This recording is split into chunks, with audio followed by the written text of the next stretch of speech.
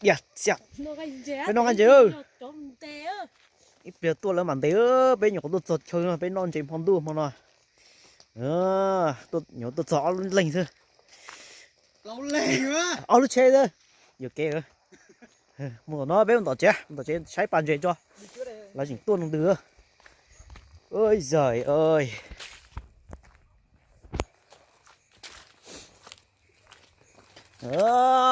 lúc chạy té rồi là nó luôn chứ khi còn nó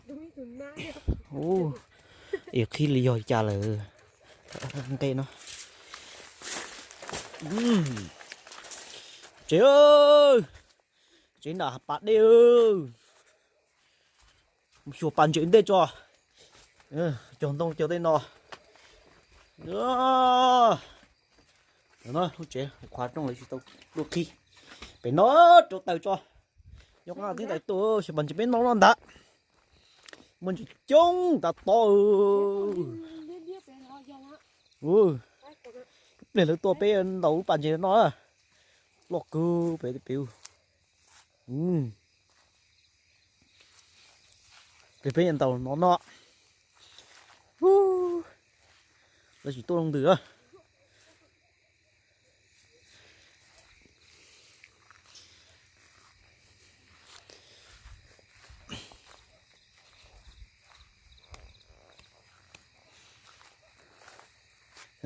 tôi chết không được với tôi nè bỏ giờ chết với tôi không được tí cho tôi ít biệt lấy tôi tờ cái mà tôi là cái tôi bỏ tay cho chết đó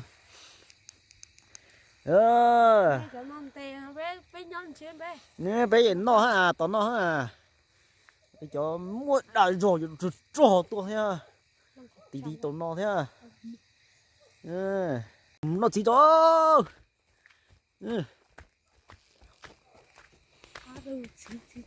nó nữa cho nó đẹp đàn này ta chỉ mà phát thổ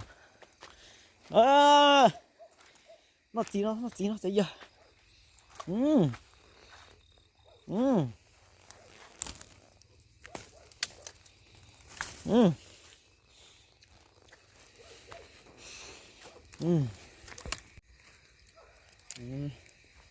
nó cũng hay là chế tôi không được đánh ra muốn chế ở trên nó tôi tí ơi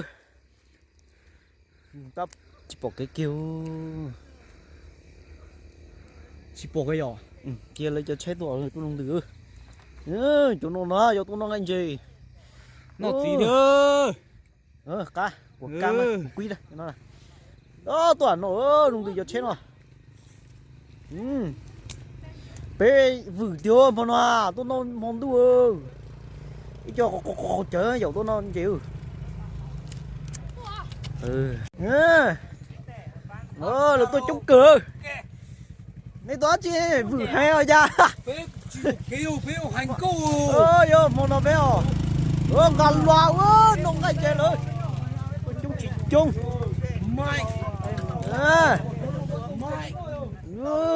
tao đi đâu nữa bé kìa hả chị tôi nó anh chị thua à tổng cha mau nhà tôi chung bé tôi nó anh chị ơi một tao nó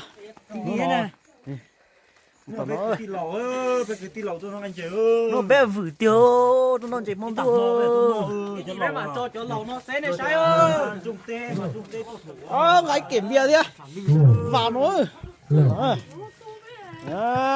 tổng trên ta ngăn lễ thế chúng chỉ chung bé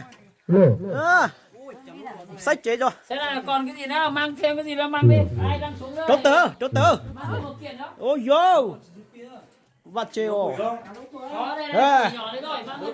ơi đốt kia đốt toàn bờ ao thế mui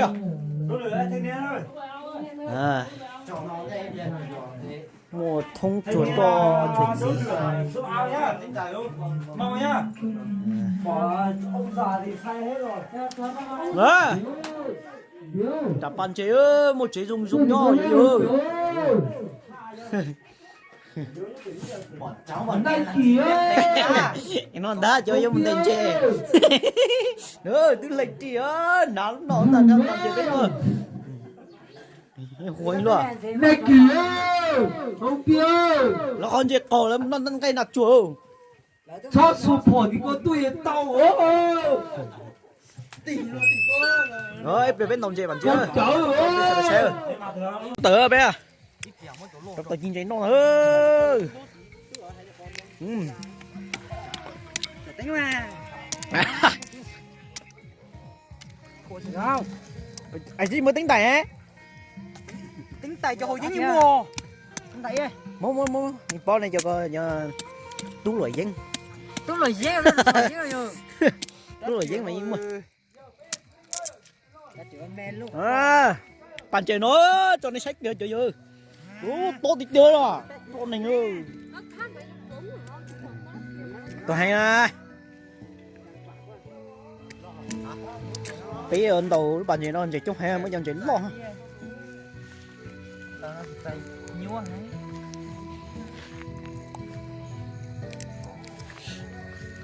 cho con cũng khó tua tụi mình quán đi tua ha giờ bơi lớn ba Tao ua lòi nhưng tao sủa lại. tao để tao nghe nó giờ cũng xí luôn Thì cái tao còn tao mà. Cầm đến mặt nó có ghi ra, nó có ghi xin tao tao. nên mỗi ăn nô này lòn bỏ à Cho trong này món lý mà chỉ cho đeo khẩu trang ấy. Chỉ đeo khẩu trang to. Cho nó đeo ớt này nó. Cái này là không. nhớ chỗ nhiều like nhau bây giờ kia đây bỏ tua này chủ chào á Cá tôi hả? tua này chủ chào này để bao liếp bao đau nữa nó cho chín chỗ nhỏ nhỏ Hai con này này. Tao mau chờ đó cho nên nha. Từ đó hai con để có năng hay mất người. ô liu à lại bé em không lành hay ô nó bỏ để dùng nhỏ Chắc cái thằng nó lên để đúng không? nữa nói ô bẩn cái xưa Áo chín chiều tôi. Áo chín chiều thô lỗ lên cài ấy. nên từ tôi cho bây giờ mà chủ chào cho nó không à Pha xong rồi tôi chỉ tôi chào nè. mà thiên lý và nhót to 26 sen la nha. nó bên non chơi rồi tiêu tôi tả dây tả rò 26 sen la cho anh em nhá. ban đồng chếเลย Con tàu vải bây giờ chúng nó lúc vào lo dùng hai đứa nón đầu mặt giờ bé cho nón đầu cho cũng ôi giờ chỉ mua mà. Wow, thì chân tàu đó một chuyến tàu Mà hay. chơi nó bắt chỉ tàu tàu. Ủa nó chân tàu vào Có thằng già đấy, con cá. thì chỉ tàu điện thoại có hoa Chỉ tàu số được thế mà. Bây giờ phải giờ thì cho nướng thì không trên.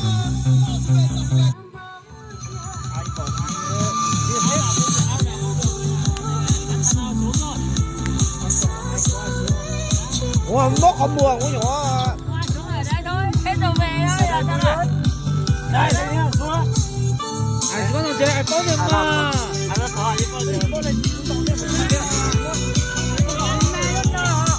giờ chỉ mình cảm đồng chế tôi cảm thôi tôi muốn non chế chúng một tôi cảm đồng chế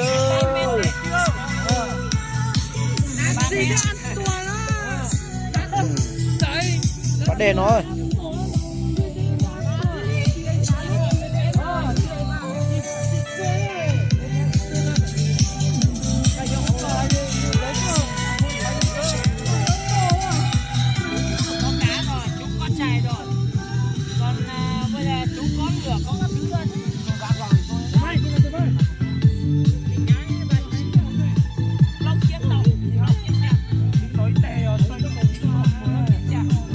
đó lấy từ lấy kỳ cho mua khi lùi có Sao bản nó. ờ. Dù cũng còn đun đỏ to cũng đinh nó. Mà chỉ tụi chia có lòng nào đây nè. Đun đỏ có kính mò liền nhá. Ôi, coi phải một trẻ. Ai đánh được ai ăn nhá. Nếu không có ai muốn vào ấy. Đun đỏ tao thôi dùng. Này có cứng đầu bên nó đấy. Tiền nó phải mua. ôi tôi thử vào sẽ bỏ lại rồi em bỏ lại bao chỉ to con tàu tay thì cũng nọ con nên nọ này à tôi chỉ mà tôi chỉ không để cái này chỉ mà nữa chỉ mà không được đâu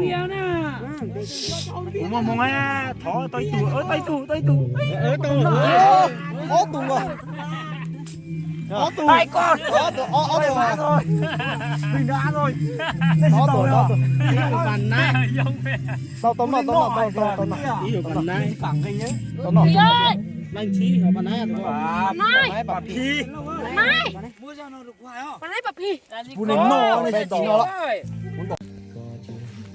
nó đồng chuyện thôi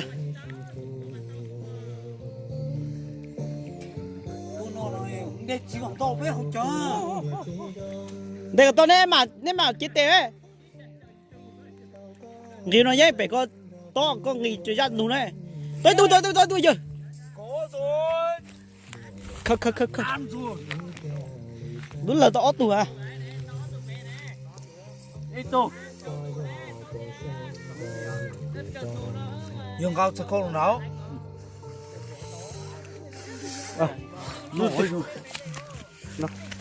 nó chạy nó bé ngâm với con kia nó bé nó ra nó nè cũng mà từng đã cũng mà nhiều lỗ á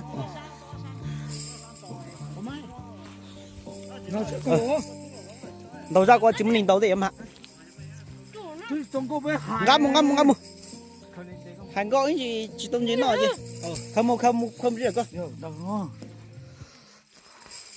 quả tôi hình đây mà đây phải ra chỉ tôi đánh lên nè chỉ tôi đánh cũng no luôn đây cái hậu cá tàu ấy lần đầu con đi tiếng à chính búa kia giờ chín mua đó đủ tí tèo cho chúng ta cho cầu như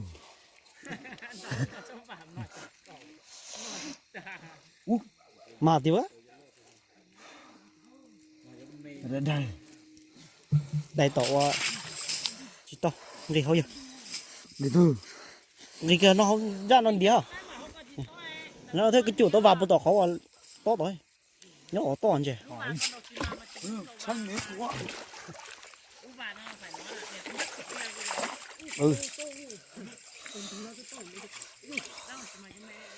ngay từ cái đi ồ vậy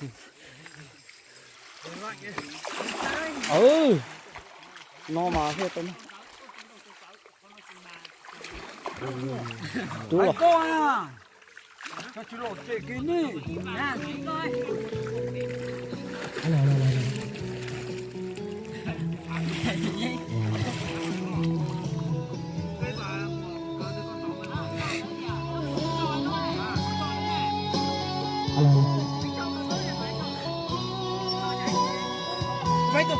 nè wow tụi nóยังกันหรอไปดูแม่นะเอาครับ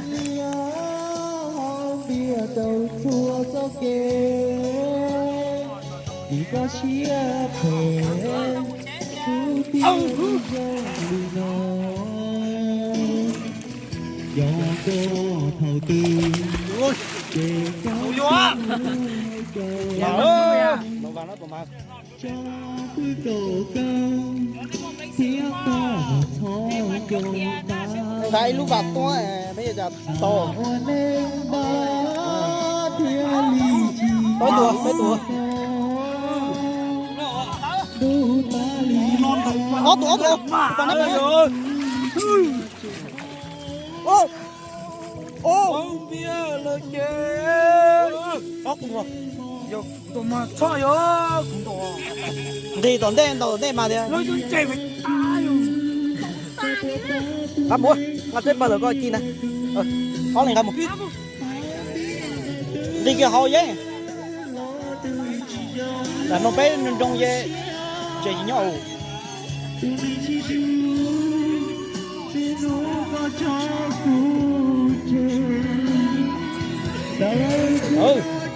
mặc kia đi nào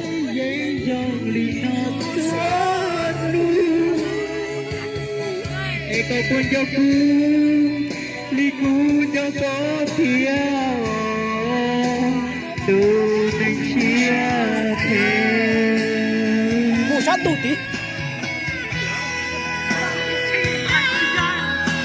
mua là dây tiêu cho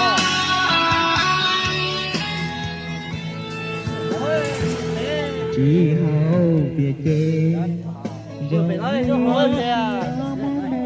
Tôi chỉ thuê, chỉ có tôi thuê. liền chọc sao tìm to vậy một to một trận đua to cho chỉ tao có chê áo bia lời kể chúa yo hư tô lu bê mà Đưa ra phải coi. nó mới so đi ấy mới là mà Tôi chỉ có người nói một ai. tới bà tiền mà Lâu. Thế thế rồi, thấy đúng không? chúa và muốn cầm chế tạ Quay video hồi nào lúc có. tối rừng thấy đó ngồi mà lý tàu mà lý con tàu trận đua về mà luôn chụp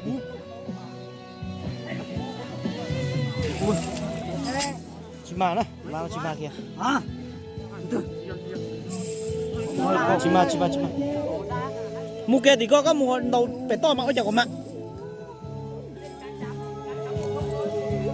nó bảo tao trốn lo nghe Xong mặt.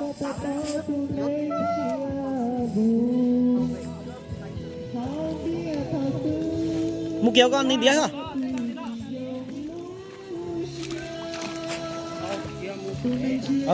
rồi răn đúng con trên cổ con đó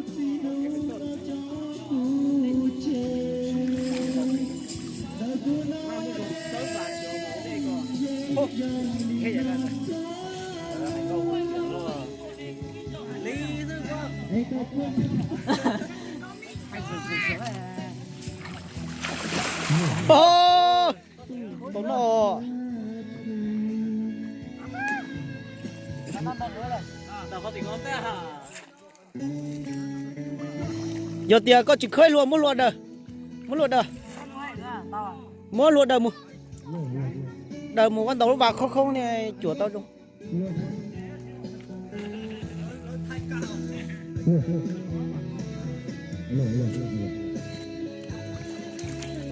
chùa lo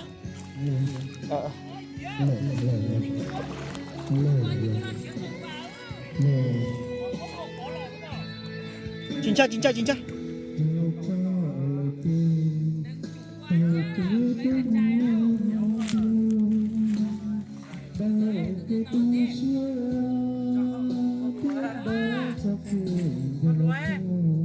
đua đò chỉ khơi đua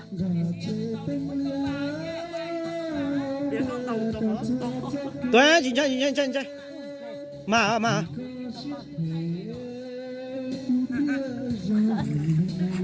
Thành công ý kìa.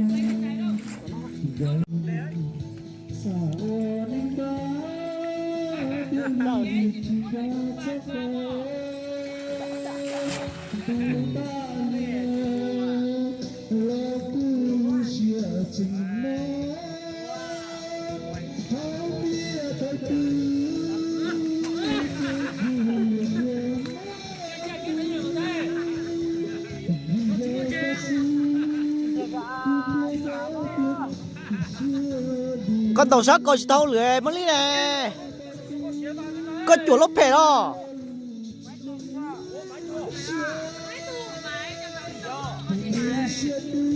con tàu sắt coi tàu con tàu chuột tàu nó muốn tàu và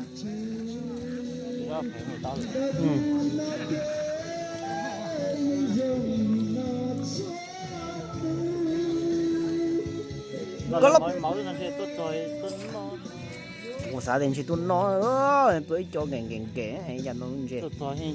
Anh nhớ chuyện không biết nó bé như thế. Anh bao nhiêu bao giờ thằng nào lấy cho thanh niên. ô giờ chả to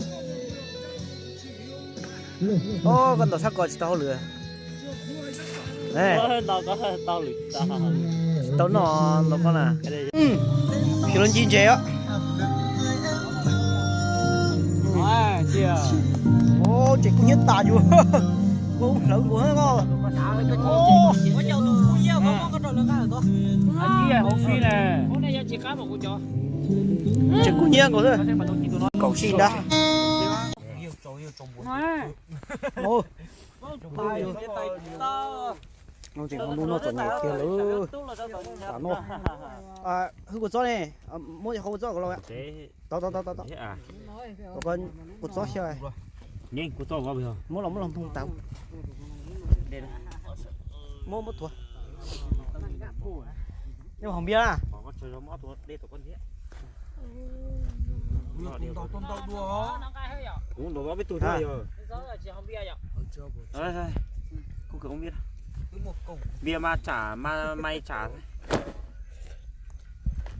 chúng có là ngã tua mà hậu tiền mất cân cả tôi mỗi lò hậu thì quá mỗi anh chơi ở cho này cho xuống nhập lơ chúng ở trong cho nó thì non chỉ không mong mà thôi thì dân chế về có lò mỗi dân chế đánh lò thế có hát karaoke rồi đấy cú thì cú này tôi có tôi hát karaoke ó hát karaoke và pe ta chỉ mua mạng bà mà hai chị tôi mạng mua cơ bo để xí nó mà chỉ hao